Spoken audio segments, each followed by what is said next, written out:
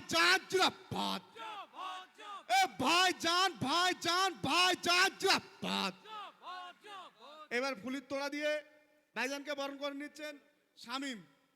শামীমকে ফুলির তোড়া দিয়ে ভাইজানকে বরণ করে নেওয়ার জন্য অনুরোধ করব। সাথে সাথে শাল দিয়ে এবং উত্তরায়ণী দিয়ে ভাইজানকে বরণ করে নিচ্ছেন ইস্তাক ভাই ও শামীম। এ ভাইজান ভাইজান জিন্দাবাদ। এ ভাইজান জিন্দাবাদ। এ বাংলার একমাত্র প্রতিবাদী কণ্ঠ নওশাদ সিদ্দিকী ভাইজান জিন্দাবাদ। এ ভাইজান ভাইজান ভাইজান জিন্দাবাদ।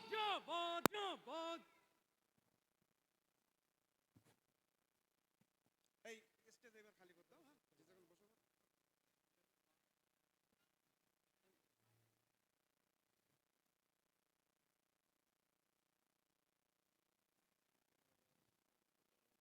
আচ্ছা ভাই, যারা আছেন ওখানে বসার জায়গা আছে, মহিলার যারা আছেন এখানে এই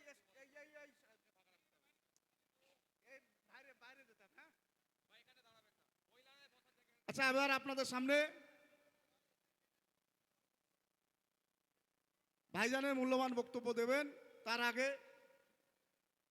আপনারা জানেন যে এই গ্রামেরই বাড়ি বা এই গ্রামেই বাড়ি আমাদের কিরণ দা।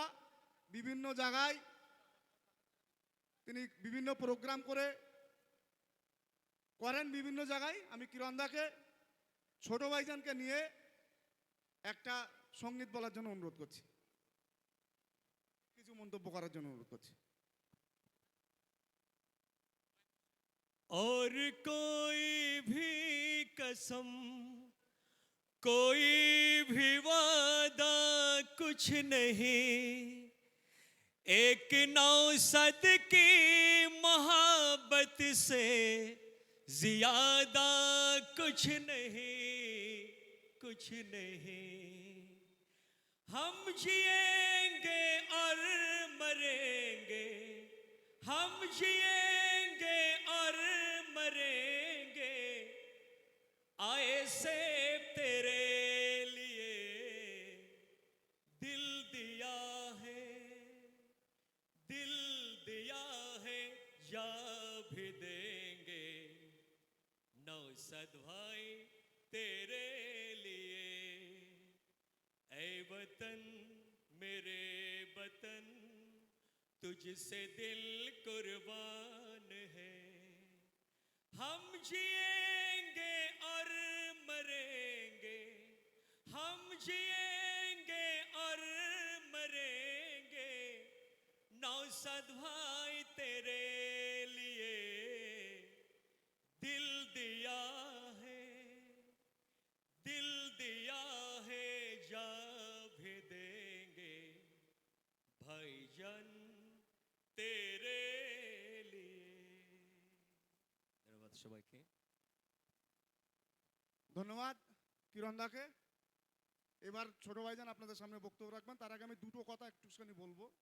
আপনারা জানেন আমাদের যে রক্তদান শিবির হচ্ছে, 1 থেকে 1.5 মাস আগে কোনো একটা বুথের সুপারভাইজার, তৃণমূল কংগ্রেসের সুপারভাইজার, তিনি অসুস্থ থাকার কারণে কলকাতায় ভর্তি ছিলেন।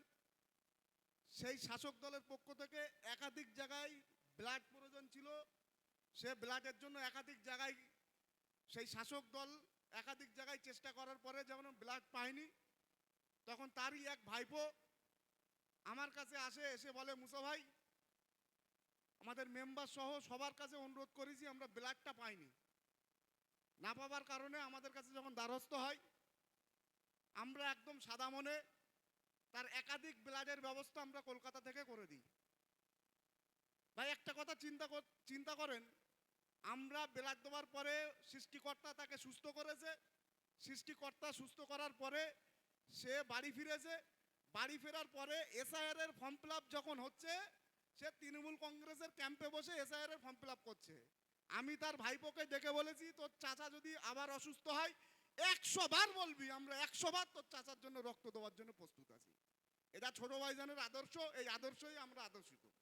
আপনাদেরকে বলছি, যেসব তৃণমূল কংগ্রেসের ভাইরা এখনো পর্যন্ত আমাদের এই রক্তদান শিবির নিয়ে বিভিন্ন রকম মন্তব্য করছেন, আজকে আপনারা যদি আজকের পরে কালকেও যদি অসুস্থ হন, যদি ব্লাডের প্রয়োজন হয় আমাদের কাছে নির্দ্বিধায় আসবেন, সেটা মেম্বার হোক প্রধান হোক, সবাইকে বলছি, সৃষ্টিকর্তা সবাইকে সুস্থ রাখুক, তারপরেও যদি কেউ অসুস্থ হয় আমাদের কাছে আসবেন, আমরা নির্দ্বিধায় কোনো প্রশ্ন ছাড়াই তাদেরকে ব্লাডের ব্যবস্থা আমরা করে দেব।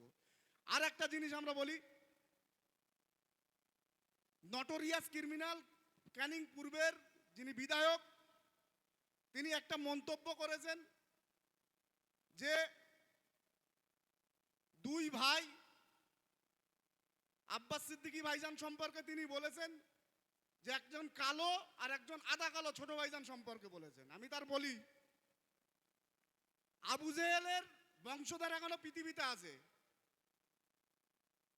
আব্বাস সিদ্দিকী ভাইজানকে আমরা যেটা মনে করি, আমি আব্বাস সিদ্দিকী ভাইজানের সঙ্গে 10 বছরের ওপরে কাটিয়েছি। আমরা হাজার হাজার ছেলে, লক্ষ লক্ষ ছেলে, লক্ষ লক্ষ যুবক এখনো পর্যন্ত রাতের পর রাত আব্বাস সিদ্দিকী ভাইজানের ওই মুখের দিকে তাকিয়ে আমরা রাতের পর রাত কাটিয়ে দিতে পারি। আমরা যেন আমাদের চোখ থেকে দেখি আব্বাস সিদ্দিকের মুখ থেকে মুখ দিয়ে নূর চমকায়। আর ওই নটোরিয়াস ক্রিমিনাল আবু জেহেলের বংশধর, তার চোখ দিয়ে তো আব্বাস সিদ্দিকী ভাইজানকে কালো দেখবেই। আর ছোট ভাইজানকে বলছে হাফ কালো। আরে শয়তান, শুনে রাখ, নওশাদ সিদ্দিকী ভাইজান, আমি সামনে থেকে বলতে চাইছি না, তবু বলছি, পশ্চিমবাংলার সব থেকে হ্যান্ডসাম, গুড লুকিং, সব থেকে ড্যাশিং যদি কোনো বিধায়ক থাকে সেটা আমাদের বিধায়ক নওশাদ সিদ্দিকী ভাইজান। আমরা তার জন্য গর্বিত। তোর শয়তান, তোর শয়তানি চোখে, তোর শয়তানি মনে তুই দেখতে পারিস, বাংলার মানুষ কিন্তু নওশাদ সিদ্দিকী ভাইজানের প্রেমে দিওয়ানা হয়ে আছে। আর যত পরিমাণে ভাইজানদের বিরোধিতা করবে বাংলার যুব সমাজ, ভাঙড়, ক্যানিং, বসিরহাট, উত্তর 24 পরগনা, দক্ষিণ 24 পরগনা, তত পরিমাণে তৃণমূল কংগ্রেসের বিরুদ্ধে অ্যাগ্রেসিভ হবে এবং 26-এ তার জবাব দেওয়ার জন্য প্রস্তুতি আছে।